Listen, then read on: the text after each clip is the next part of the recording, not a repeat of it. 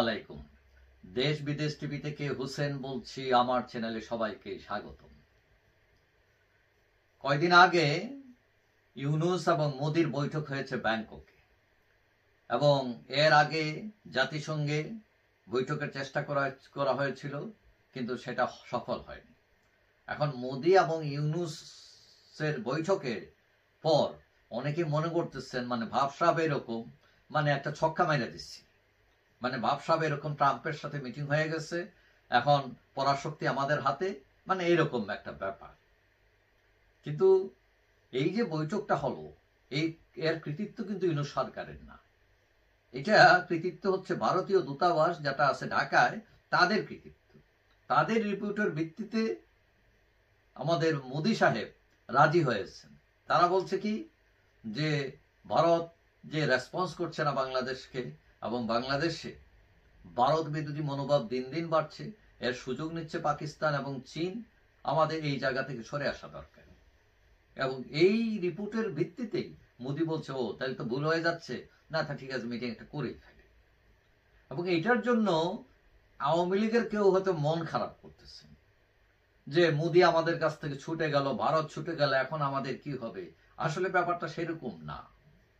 আবার আওয়ামী লীগ বিরোধী যারা উল্লাস করতেছেন যে দিলাম তো কিস্তি মাত কইরা, ভাবখানা ভারত এখন বন্ধ হয়ে গেছে, কিন্তু আসলে কি হয়ে গেছে? আসলেই হয় নাই, কিছুই হয় নাই। আমারা বলেন, একটা চুক্তি হয়েছে, ভারত থেকে একটা ঋণ দিচ্ছে, ভিসা চালু হয়েছে, হাসিনাকে ফেরত দিচ্ছে, নাকি শেখ হাসিনাকে ফেরত দেবার কথা দিচ্ছে? কিছুই হয় নাই। উল্টা তারা কি বলে গেছে, বলছে যে ভারত নিয়ে বেশি লটর ফটর করবা না, কম কথা কইবা, আমরা হইলাম বড় ভাই। ব্যাপারটা হয়েছে এরকম। তবে একদম কিছুই অর্জিত হয় না এটাও আমি বলবো না, বলা ঠিকও হবে না। কিছু একটা অর্জিত হয়েছে। কি অর্জিত হয়েছে? আড়ি ভাঙছে। ওই ছোটবেলায় দেখেন না, যে একটু সামান্য কিছুতে নিয়ে ইমোশনালি এক বন্ধু আরো বন্ধু বলে, না তোর সাথে আড়ি, আজকে থেকে আর কথা কমো না। কিন্তু কদিন পরে আবার দেখা যায় দুজনে মিলে মার্বেল খেলতেছে। এখন ওই যে কথা বলার যে একটা পথ বন্ধ হয়ে গেছিল, সেটা সাময়িকভাবে খুলেছে। সাময়িকভাবে এই জন্য বললাম যে এটা স্থায়ীভাবে খুলে নাই, এখনো অনিশ্চিত আছে। জাস্ট এটা একটা দরজা খুলে নাই পুরা, একটা জানালা খুলেছে আর কি।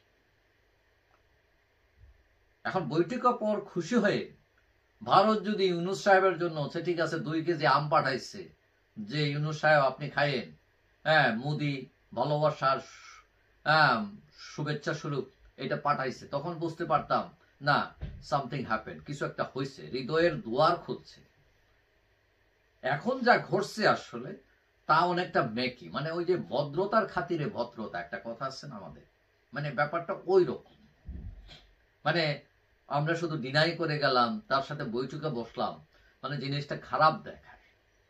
বা ইন্টারন্যাশনাল কমিউনিটি যদি বলে তোমরা খালি ডিনাই করতেছো, এটা তো ঠিক না, ওই জায়গাটাও বন্ধ করে দাও। তবে আসল কথা হচ্ছে যে রাজনীতিতে যতই প্যাচ থাকুক না কেন, দুই দেশের মানুষে মানুষের যে সম্পর্ক শত শত বছর ধরে যেটা চলে আসতেছে, সেইটাকে অক্ষুণ্ণ রাখাটা হলো দুই দেশের সরকারেরই দায়িত্ব, এবং সেটা দুই দেশের স্বার্থে। যাই হোক, সবাই ভালো থাকবেন। আশা করি দেখা হবে অন্য কোনো ভিডিওতে, ইনশাআল্লাহ। আল্লাহ হাফেজ।